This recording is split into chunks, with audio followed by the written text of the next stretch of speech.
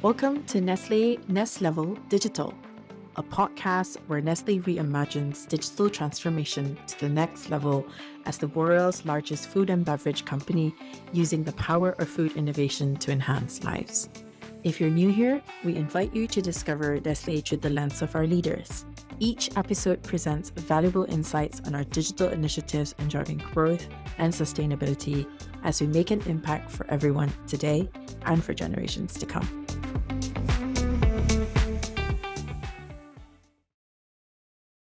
Hello, everyone, and welcome to this year's Next Level podcast. My name is NESTLEVEL. I'm a global business relationship manager here at Nestle, and I'm going to be your host today. Following last year's success, I have the huge pleasure to welcome our Global Chief Marketing Officer, Aude Gandon, back again on stage for a second episode of our podcast. Welcome back, Aude. How are you doing? Hi, Natalie. I'm doing very well. I'm very happy to be back. So thank you for having me again. Fantastic. So I'm wondering, for the very few people amongst us who have not met you yet, would you be able to introduce yourself a little bit? Yes, of course. So I'm Aude. I'm French. I have two children. I have a boy and a girl. I also have a cat and a dog. So I'm very neutral when we talk to Purina. I've been living in Switzerland now for 3 years, which is fantastic because I love swimming and I love skiing. So it's kind of the perfect place for me. Fantastic. Thank you so much. And it does mean that you basically get to taste a lot of different Nestle brands through your family and your animals. Yes, I'm a big user. So this leads me to my number one question that I'm going to have to ask Aude. Why did you leave Google to join Nestle? Please tell us. Yes, especially I left Google 3 years ago. Company I loved and I had a fantastic time there. But when I had the opportunity to join Nestle, I did it in a heartbeat. I love the mission of the company. I love the history of the company. I'm in awe of the different categories that the company has built and how it's become leader in most of its categories. And also I like the impact that the different product and brands have on people around the world. It's something that for me is highly important. We have incredible brands in a lot of different categories. And it's incredible brand with strengths for decades. And it's very rare to have companies with that type of portfolio of brands. So that's why I joined, because I believe that the company can become twice its size. And so I wanted to be part of the adventure. Now, that makes absolute sense. And it's true that I think all of us feel, this sort of history, the amount of brands, the multinational aspect, and just the scale. So does make a lot of sense. Thanks for letting us know. Thank you. This leads very, very nicely to the next question. Has brand defamation become a bigger risk for you marketeers? So I don't think it's a bigger risk. I think it already existed. The reality, of course, is it can go faster. So any rumor can actually kind of take a size, and spread a lot quicker. Because of social media first, of course, but also because we have more and more social media platforms. So it's also more and more complex to actually track. But it's always been there. I think what is important for us is to make sure first that we have the right social listening tools. So we can, and then we need to learn to be faster in reacting. So if we see that there is a rumor, which is starting to spiral, we need to be able to pick it up faster, and we need to be able to actually put the right message out there to start to actually stop it or to overcome it with our truth. So that's, for me, is the first kind of learning. The second learning is we also need to learn to let consumers take an active part in the life of our brand and our business. That's a reality today, We have so many consumers who are talking also in very positive terms about our product, about our brands, about our company, that we need to embrace it. And we also need to know how to leverage it. User-generated content is incredible. It's now a two-way relationship. It's a conversation that we have. And so I think we really need to also kind of know, we need to learn how to leverage it and how to use it, to our own benefit as well. Fantastic. And I think you're touching on a good point, which is just simply the scale of our company. I mean, there's so many brands out there, so much data, so much knowledge, so many things to learn. So that's also why it's so interesting to be working at Nestle. We've spoken about data, but there is so much more happening in your global marketing team. Can you tell us a little bit about all the other exciting initiatives you guys are driving? Yes, we are. We have a few obviously key focus areas. So we've talked about data and data analytics. That links very nicely to media. We've been really focusing a lot on how making sure that all our fundamentals on media are in place around the world. So from golden rules to media principles. So we've developed a lot of new programs with clear guidelines for all our marketers and all our media planners around the world. So every Swiss francs we spend is going to spend wisely to really kind of continue to build our brands, build our business, and also grow our market share. So this is really an extremely big focus of us. We have finished a European media pitch, and we're entering a media pitch for Zone AOA, with the same objective, streamlining, making us more agile, more efficient, but also making sure that we can start to build tools, which are, the latest kind of innovative tools for our media. So this is really key as well. What we also are focusing a lot on is everything about our brands. How do we make sure that we continue to push our brand, invest of our brand, drive our brands? Coming out of COVID, obviously everybody around the world is suffering from inflation. And so we've seen some slowdown, on some of the big brands. Private labels, small local brands, have been gaining share. And so we need to refocus on our brand so we can go back into a proper market share gain. And so that's another big focus for us. So some of us digitally natives never even made it to some of the platforms such as Snapchat and TikTok. And it keeps me wondering, how does a company the size of Nestle stay on top of all these new trends? Do you have dedicated teams? And I guess the second question is, do you then adjust your marketing strategy when you see that there is a new trend? And how do you go about that? Yeah, so yes, there is a proliferation of platforms in the digital space, which is highly exciting. But of course, it's more complex to navigate. So when you look at the platform and how platforms are growing, evolving, appearing, we definitely pilot with them. And then very quickly, we sign what we call joint business plan, or JBPs. So we now have one with TikTok. Is the first year that we have one. And we also have signed one with Pinterest, for example. So that's really something that we do very actively as soon as we start to see that there is a sizable kind of business there and a sizable kind of number of consumers, basically, really leveraging the platform. Then when you look at trends overall, consumer behaviors, consumer consumptions, and so on. So we have a team working on the overall kind of big trends. So we've done a whole kind of analysis last year on Gen Z. This year, we're really focusing on healthy aging because we think it's also a very big part of what the world is saying. The world is getting older, even in countries like China. So, so there's amazing consumers, that we really need to make sure that we talk to in a relevant manner, but we also have the right products for them. And so that's why for me, trends is you have the global group marketing team working on it, but we're working on it as well with all the work done by R&D and all the work done by DSBUs. Because trends, you have the macro trends, you have the micro trends, and it's all about consumer behaviors, new categories of products, and so on and so forth, new needs appearing. And then, of course, you have them also by category. So what's happening in the world of coffee, in the world of nutrition, in the world of pet care, and that's where what the SBUs are doing is extremely important for us as well, because we need to make sure that we have the right product offering in each category. Hmm. And it's, I think, also a fantastic entry point, this, sort of new emerging digital trends for some of the newer and the younger talents that would like to join us in the company. So yes. A very exciting space.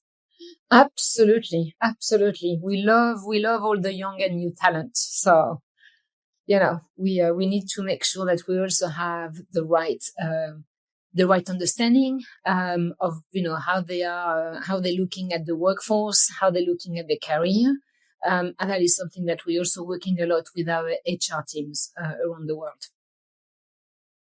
What has your experience been at Nestle with traditional and generative AI? Because it's such a big topic today. Can you tell us a little bit about what your thoughts are in that area? Right, it's a very hot topic for everybody. I don't know if there's a day which goes by where I don't hear about AI.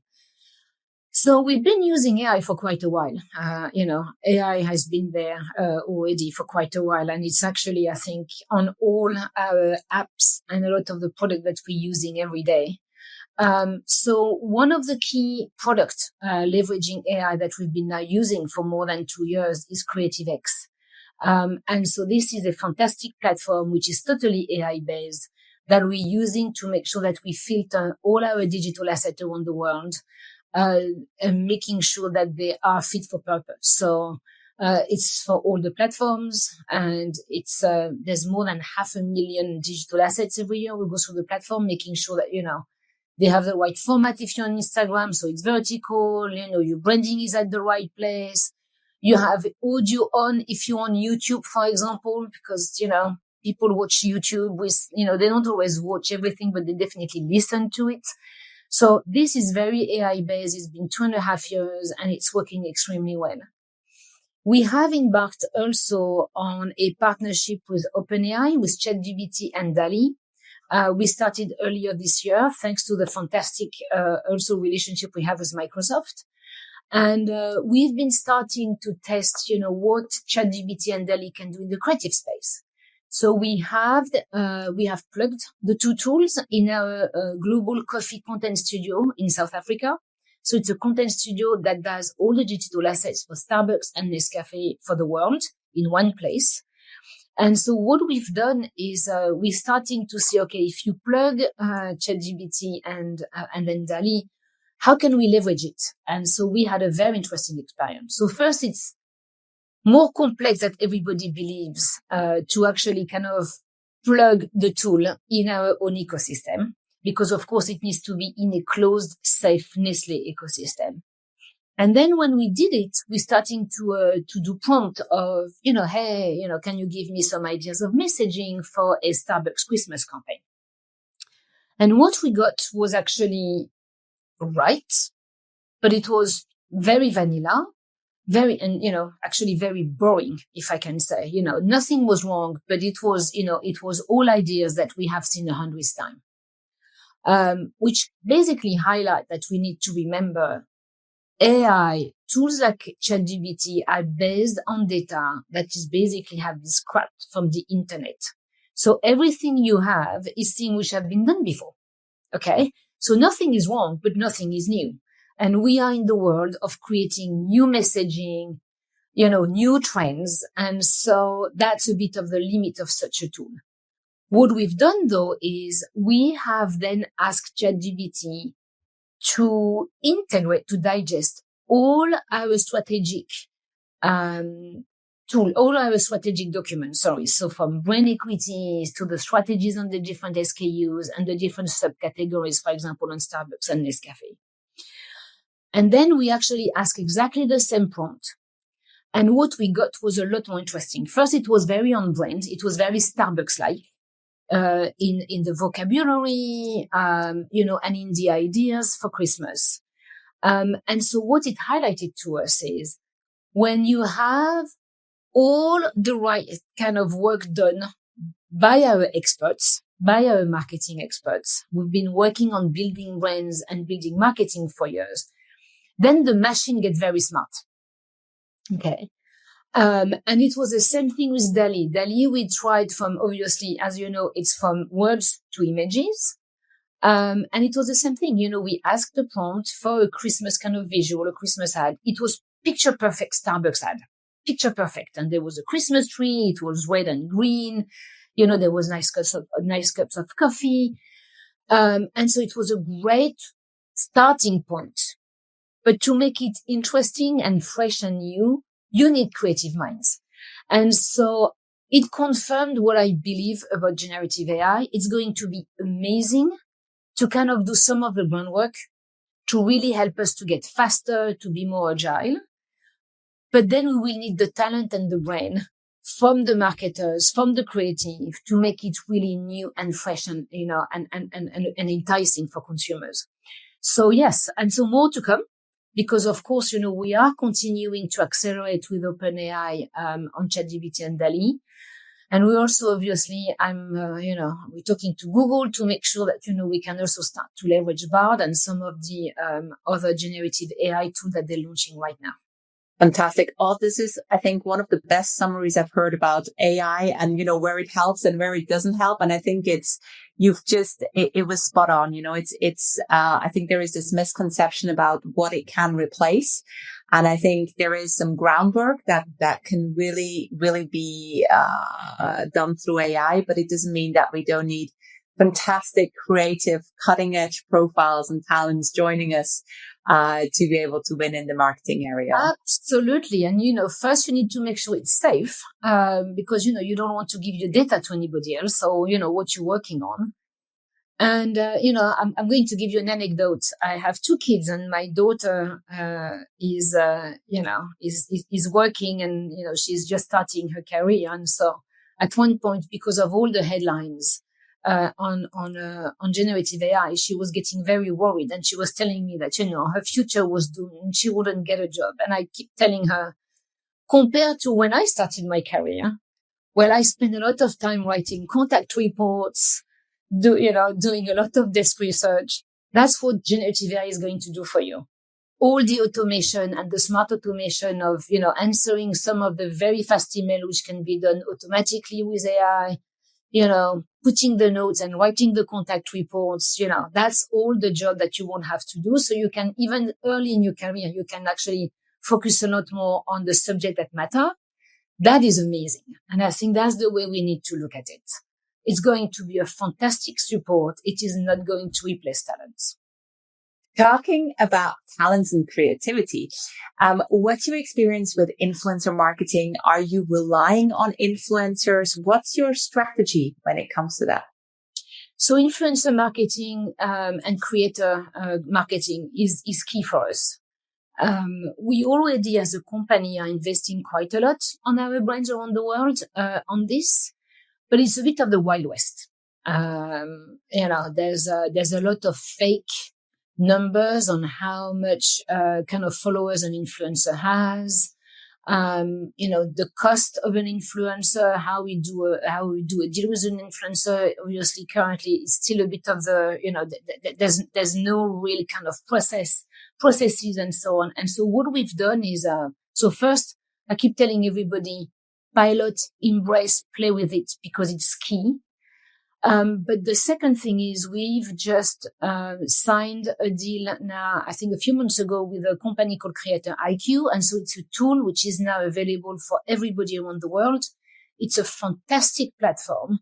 What it does is it already has 22 million influencers and creators on it. And so I'm asking every market to leverage the tool, and any of the influencers they want to sign, if they're not on the platform, they can be on the platform. And what the platform does is it's fully automated. It's very easy to use. It is checking exactly in real life how many followers do they have. So we know what we're buying. It gives you a direction of how much you should pay for a post or for another type of relationship. It's automating all the contractual work. So we make sure that we have proper contract with our influencers, which is not always the case today because, again, very often it's fast. It's one post, it's 24 hours. So it's very difficult to do contracts, at the speed that you need to do with influencer and creators. So that automates all the contracts. And it also automates all the payments. So it means that you don't end up having, 200-300 different contracts and payments to do. The platform does it for you. And so for me, that's the only way we can accelerate, on leveraging the power of the influencers and the creators in a manner which is safe, sound, and then we can track properly. So Creator IQ is our new tool. Fantastic. It's actually super interesting because it's true that many of us see the influencer marketing, but it's very difficult to understand how the business model works behind it and how that whole business is set up. So thank you so much for giving us that explanation. Aude, thank you so much for joining us once more for another exciting episode of the NESTLEVEL podcast. And in the meantime, please do stay tuned for an exciting speaker lineup. There is many more podcasts to come. And thanks again for listening in. Bye. Thank you for having me. Bye. If you enjoyed today's episode, find out more at nestlevel.vfairs.com and let us know what you think from the survey link in the description. Your feedback matters to us to improve our future content.